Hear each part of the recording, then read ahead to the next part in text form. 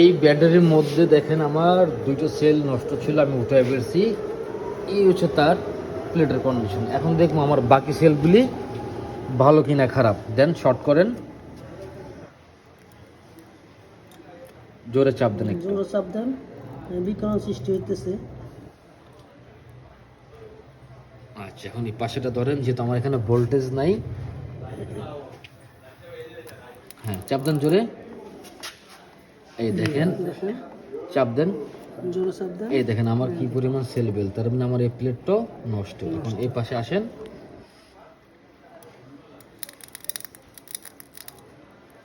এই দেখেন এখন স্পষ্ট বোঝা যায় আমার এই সেলটাই খারাপ। নষ্ট। এই দুটো আমার সেল মোটামুটি চলবো। এখন এই সেলটা মাপেন। আমার এই সেলটা সম্পূর্ণ ভালো, এই জন্য এই দেখেন এটা আমি শর্ট দিছি, সৃষ্টি হয়নি।